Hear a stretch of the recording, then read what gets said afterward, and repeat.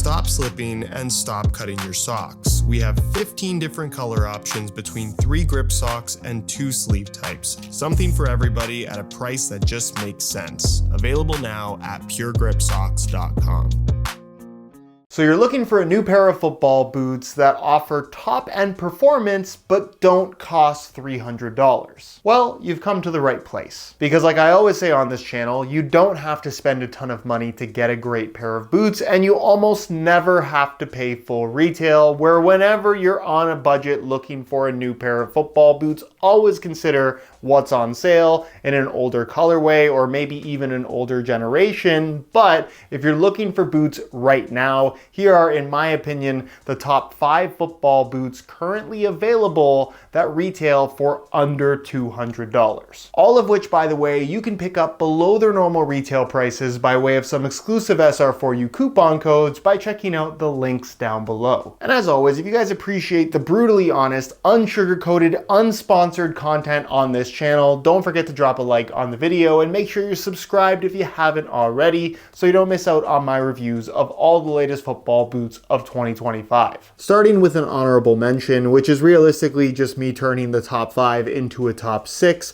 the Puma King Pro, the first takedown model below the top-end King Ultimate, a football boot that retails for $220, whereas the King Pro I actually think is a much better football boot overall and costs significantly less, retailing for $120, but because it's not the most popular, it can regularly be found on sale in multiple colorways well under $100. While they might look like more traditional leather football boots, they are in fact a full synthetic K-Better upper. Again, the same synthetic material found on the top end version, but on this takedown, it's a little bit softer, it's a little bit more plush, and generally more leather-like in terms of feel against your foot, as well as feel on the ball. From a touch perspective, it's obviously not as good as a premium natural leather football boot, but overall still very solid. They fit great, they're super comfortable, they're relatively lightweight, and the no-nonsense conical FG stud pattern just does the job really well in terms of traction. For the money, it's pretty tough to beat, especially when it's on sale. If you'd prefer something with real leather though, the Adidas Copa Gloro 2 is a fantastic and, more importantly, very inexpensive option, bearing a retail price of $100, where again, if you can find them on sale, they are well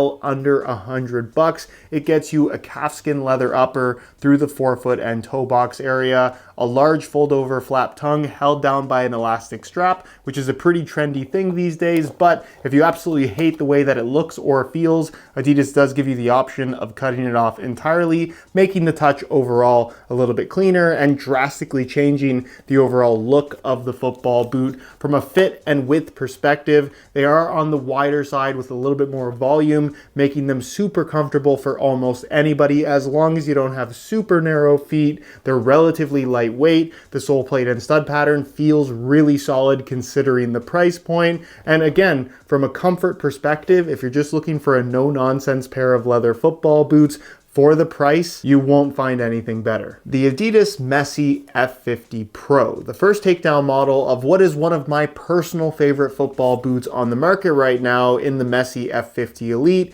Those football boots, however, retail for $270. The Pro variation retails for just $160. Where considering the $110 price difference, you'd probably expect there to be some significant changes coming from the top-end Elite, but that's not actually the case, particularly as it relates to the upper. It's identical to that of the top-end Elites, being made from hybrid touch with the micro texture, and of course the Messi-specific burrito-style tongue. The shaping, fit, and comfort is top-notch, with realistically your main differences between the Pros and the Elites being the lack of an external heel counter, given that the Pros do not feature a sprint frame, but instead a sprint shell, which is effectively just the name of the sole plate, not very important, important. However, it does feel at least a little bit different from the top-end Elite, which I would argue the Elites do have that little bit of a more responsive sensation underfoot. But in terms of the overall experience of wearing the F50 Messi Pro compared to the Messi Elites, I'd make the argument that these are 90 to 95% of what the Elite has on offer from a fit, feel, performance, and experience perspective. Where if you want the best of the best, I still think the Elites are worth it, but if you just want top-notch F50 performance at a fraction of the price,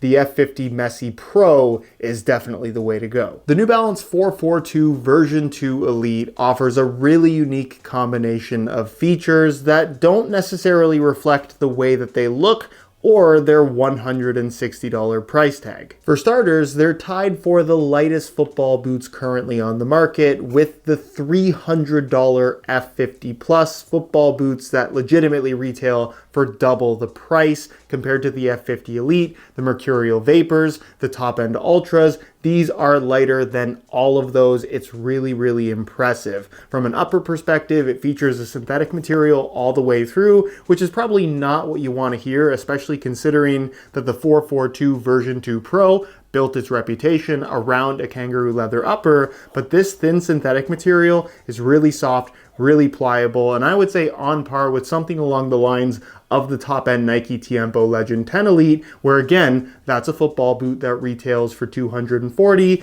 These retail for $80 less than that. From a fit and comfort perspective, they're really impressive considering how light they are, and also being that they're a New Balance product, they're available in both regular and wide fit variations, which is super nice, where the sole plate and stud pattern, part of the reason why these boots are so lightweight, might have a little bit more of a traditional appearance to them, certainly with conical studs throughout the entire bottom of the foot, but as you can see, they're relatively long and fairly narrow in profile, providing much more aggressive traction than you'd expect, again, based on their appearance. They might have more traditional styling, but these are sleeper speed boots, especially if you want something as light as possible. There's a lot of hype around Adidas football boots right now, but I'd make the argument that the best of the bunch in terms of their new releases is actually these right here, the Copa Icon 2, which bears a retail price of $180. While they might be a little bit more traditional in terms of overall appearance, you kind of have to look at the Copa Icon 2 as the reincarnation of the leather F50 Adizero from 2010 until about 2012, where you have a soft calfskin leather forefoot, a premium synthetic leather midfoot, a deep central lacing system with a traditional U-throat construction and standalone tongue, a very well-designed heel area with, of course, a low-cut construction offering great overall comfort, fit, and shaping that I think is some of the best within the Adidas brand right now, and a sprint frame sole plate taken from the AG variations of all their current top-end models that range in price between $260 and $280. However, you're getting that on the Copa Icon 2 for $180, not to mention it is technically labeled as FG AG, and on their more top-end models it is branded as an AG specific stud pattern, but as you can see it is very much FG-esque in terms of its overall design, meaning that it's great on firm natural grass but also has that ability to be used on artificial grass without having to worry about your own safety as well as the warranty of your football boots. It's also part of the reason why the Copa Icon 2 is pretty much as lightweight as most speed boots. Mizuno is a brand that is not known for value for money, but they are synonymous with high quality football boots, particularly their Made in Japan line are well known as being the best of the best in terms of build quality and materials used.